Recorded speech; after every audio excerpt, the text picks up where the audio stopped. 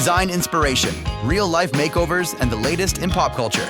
This is the Uploft Interior Design Podcast with Betsy Helmuth. Happy New Year. I hope you guys are having a great start to 2026. I really appreciate the outpouring of love and understanding. I got so many beautiful messages from you guys about my dog. And yes, it is hard to start the new year losing your best friend. Since the day we adopted him over 12 years ago, he has never left my side when I was at home. He's a Chihuahua and they picked their person, and Carson picked me as his person. And I always had a little fur ball within arm's reach who was looking up at me lovingly and was my little heartbeat outside my body. And it's hard. It's hard to not have him following me around all day because I really loved him following me around all day. But your messages have made it a little bit more bearable. So thank you so much for reaching out. And thank you so much for writing me design questions that help distract me from my sadness. So that's what I'm going to be doing today, answering a design question and talking about a show I watched with my dog by my side, Secrets We Bury on HBO. I think it was the last show we watched together. All right. Anyway. Let's dig in. Let's dig in and first talk about Mike's question. So full disclosure, Mike is a friend of mine. He used to be my son's baseball coach, and he's an all-around great guy, lives in Dobbs Ferry, New York, where I used to live. And he wrote me on Facebook with a question. Of course, I'm happy to jump on Zoom or the phone since we go way back, but I can also answer it right here on the podcast. So I figured I'd do that today because he included great pictures and lots of details that I know will help you guys as well. So Mike writes, Brianna, his wife, gave me the green light to pick curtains for the living room, and OMG, I didn't realize how hard this stuff is. I think I have an idea of what I want and what I should be looking for, but no idea if it'll actually work, how to do it, and if it makes sense. Was hoping to ask the professional ! Well, I'm happy to help, Mike. Here we go. Let's dig in. First of all, congrats on the new place. This is very exciting. Second of all, these are not easy windows. At first blush, some of them look easy, but if you guys are following along on our Uploft Interior Design YouTube channel, not only do you see that there's some quirks with these windows that I'm going to get into, also you'll see that I'm recording from a different location today. I'm in my bathroom. Yes, I'm in the primary bathroom because my baby is napping. We have a handyman drilling downstairs, and my cottage is cold. The office where I normally work is freezing because it has been so cold here that the heater can't even keep up in that little stone room. So here we go. Okay, when I'm looking to dress windows in a room, I always start with the most difficult window. That kind of sets the tone for what I'm going to be doing with the rest of those easier windows. I'm going to really get into it today with you, Mike. And so buckle up, take out your pen or pencil. You're going to want to take notes. You're going to want to put this in ChatGPT and get a transcript because it's not going to be easy. But you'll learn a lot. And I hope it'll keep you from making mistakes because I'm surprised that you even had an idea of how to treat these tricky windows as somebody who doesn't do this for a living. They're not going to be straightforward. So the trickiest window we have in this space, and we have 4 windows I can see, is this bay window. So we have probably a pre-war space. It has beautiful molding. Not only does it have a picture rail up top, but it has really high baseboards. It has chunky framing around the windows. I love this kind of detail. I'm a sucker for it. I also love that there's already blinds in the windows. So perhaps we just need these window treatments for the visual of it. We don't necessarily need privacy or shade. I'm not sure if you're planning on removing these blinds, but to my eye, they look fine, and I'd probably leave them because a fully dressed window has both blinds and drapes. And you just manipulate the blinds and you leave the drapes to the side. Okay, so when you're treating a bay rod window, you're going to need, a bay window, you need a bay window rod. And that's what we're going to need here. Now, when you're looking for a bay window rod, when you're looking online, here's the things you want to look for. You want to measure each window width.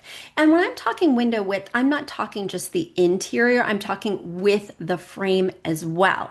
If I was going to eyeball these, and yes, you can hold me to this, I would say you've got about 34 inches on the two sides because this has 3 panes with the bay.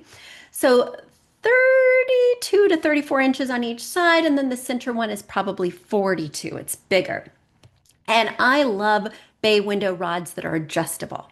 The other thing you want to be looking for with this bay window rod is a 1-inch diameter. Looking around the space, I'm trying to get a clue as to the metal finish you should be using here. The only metal finish I'm clearly seeing, let me scroll through these pics one more time, is, well, I think I'm seeing 2. Your lamp and your in-table hardware are both oil rubbed bronze, which is kind of a darker metal. Almost a black, if you will, kind of a warm, dark brown. And then it looks like you have a brass surround on your fireplace. I would ignore the brass. That's an architectural finish. And I would lean into the finish that you're bringing in with the furnishings with the bronze. But actually, taking a closer look, it looks like the legs of your small love seat are brass. So if Brianna or you are planning on moving in one direction or the other, that would ideally be the color of your rods, either that brass or the oil rub bronze, and you would keep it consistent on all the windows. But you're going to start by shopping for that bay window rod because you'll have much less selection. And again, it must be 1 inch in diameter or wider. I do not want skinny rods on these big, beautiful windows. All right, now you know the type of rod to get. When you're shopping for the rods for the more straightforward windows, in other words, the other 3 in the space, you're going to ideally use the same brand.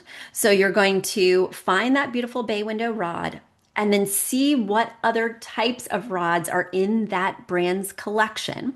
And because these other ones are so straightforward, you'll buy the sizing that works well.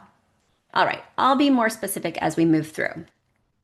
When you're hanging the rod, the first thing you want to establish is you want to establish how high it's going to be. And when I'm thinking of height, what I'm doing is trying to use a standard size drape. I don't want you to have to get drapes hemmed. I don't want you to get drapes that don't touch the floor. I don't want you to get drapes that don't fully cover the top of the window frame. Here's how I measure. I measure from the top of the window frame all the way to the floor. I'm going to eyeball this. I'm going to say you're at 92 inches. The standard length of a drape is 96. Now, it could also be a little bit taller than that because it's 84, which I know these are not. These look like beautiful high ceilings, 96 or 108. I'm going to imagine that it's 92 inches from the top of the window frame all the way to the floor, which means that 96 is the closest, but we have to have room above the window frame so that we're not left with a whole bunch of fabric puddling on the ground. You're going to measure from the top of the window frame to the ceiling. That's the amount of play that you have to hang that rod. I'm going to guesstimate that that's 8 to 9 inches based on what I'm seeing, meaning that 96 will be absolutely perfect for all these drapes. Now, how far out do we hang it from the window frame? This is where we get tricky with the bay window and where we might do something a little bit different than we're going to do on the other 3 windows. Let me zoom in. Oh yeah, this is good. This is good. Okay, great. There is some space between the edge of the window frame and the end of the wall and this inset bay window. That's going to be amazing because you want to make the window look a little bit wider than it currently is. You don't want the drapery panel to encroach so much on the window that you lose a lot of this beautiful natural light. So I would mount the bracket high enough so that the drapes brush the floor, and outside this bay window on the far right-hand side, 3 inches. I would do the same on the far left-hand side, that 3 inches, right? And then Hold on one second. I just accidentally closed the window with the pictures, and I need those in this scenario. Okay. And then in the middle, where the window frames touch, where there is no spacing, you're just going to hang those center brackets right where that crease is in the wall, right where the bend is in the window frames, okay? Right where they meet, essentially. And this bay window is going to take 6 panels, 2 panels per window.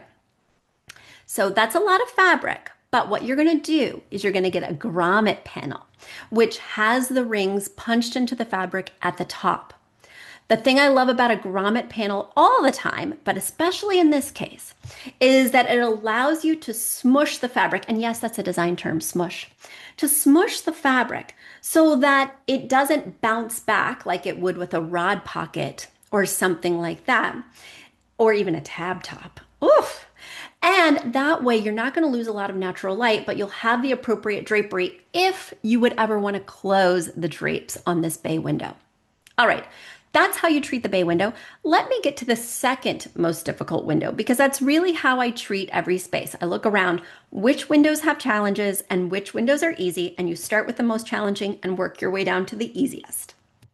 The next most challenging window, if I'm looking at your picture, is to the right of the bay window. And the reason it's challenging, because it looks very simple when you're just looking at it straight on, is that there is kind of this radiator pipe, if you will, or some kind of structural pipe that's 2 inches outside the window frame. And that is going to be a challenge as we choose the right bracket, but it's really not going to be that difficult. Here's what we're going to be looking for. Again, we're looking for a rod in the same family under the same brand as the bay window rod. With this one, we're going to hang it further than 3 inches out. So we're going to do the same height because the window is at the same height, the same length of drape for the aforementioned reason. Instead of going 3 inches out since there's a pipe, I would do this one at 5 to 6 inches out. And the other thing we want to be really sure of is we want to be sure that the bracket that you're using projects from the wall at least 4 to 6 inches. I really love brackets that have an adjustable projection. So it can be closer when, say, you don't have a pipe, but further out when you do have something like this pipe. So I'm looking for that 4 to 6 inch projection on the bracket, which you can easily see by reading the specs of the hardware. Guys, I hope I'm not losing you, but this is helpful information for anyone who wants to hang drapes, and drapes really make a room. They elongate, they add splashes of color and texture, and they are so affordable. So if you can get through the challenge of actually measuring and mounting them, it will be worth the work and worth the listen to this podcast. So when you're hanging at 5 to 6 inches outside the window frame on one side, you want to do the same thing on the other side. It's going to make your window look wider, but you don't want to push the fabric so far to the side that you see the window frame on the inside of the fabric. You want to fully conceal the window frame on the side with the fabric. And then as you're moving around the room to the 2 easier windows, you're going to do the exact same thing. Hang that bracket outside 5 to 6 inches and make sure that you're using the same size panel, that it's brushing the floor and you're hanging it at the same height. I do not like what you said, Mike, about how easy it's going to be to find drapes. I disagree. Obviously, you need to go back and listen to some past episodes of this podcast because you're going to need an inspiration piece, something that gives a color palette for the room. Because you have these neutral beige walls, white ceilings, white baseboards, beautiful floors, but really no color going on in this space that feels intentional besides a navy, I'm going to need you to commit to some kind of color palette rather than just choosing arbitrarily.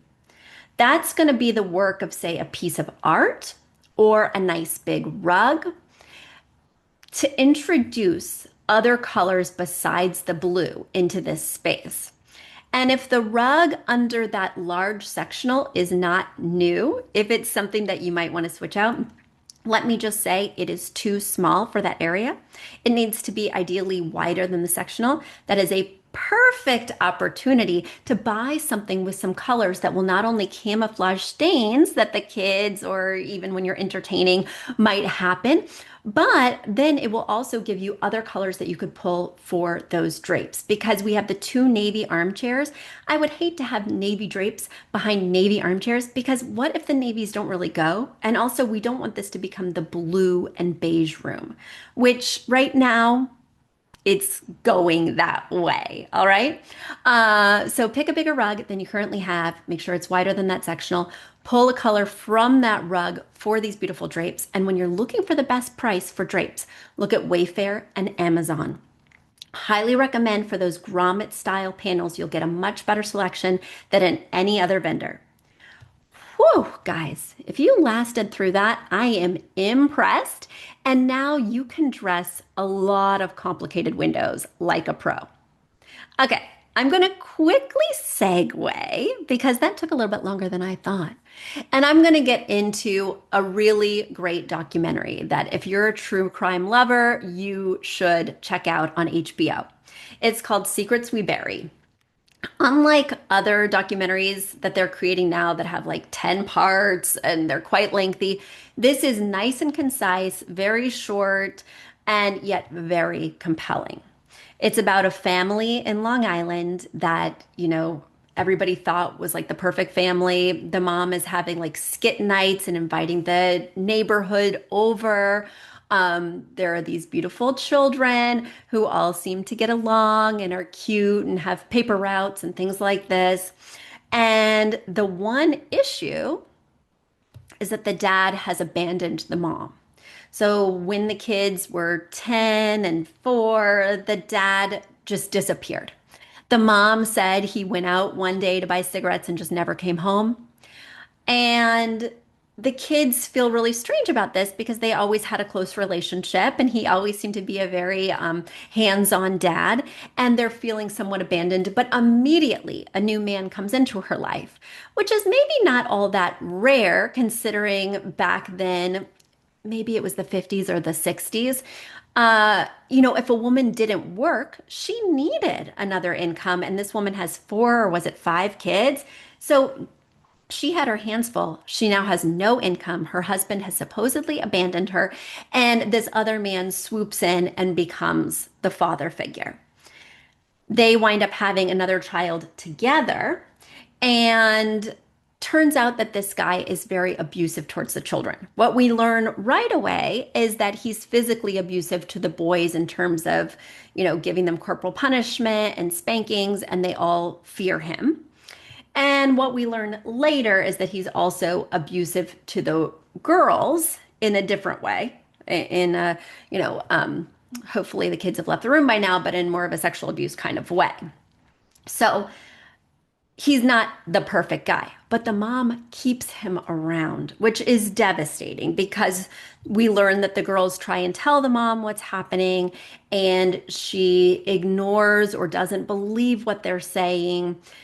Maybe because she doesn't want to believe, maybe because she needs his income. There could be a variety of things. And for me, that piece wasn't delved into as much as it could have been. But I think it's because the mom had passed away many years ago from cancer. So they almost weren't able to get those answers.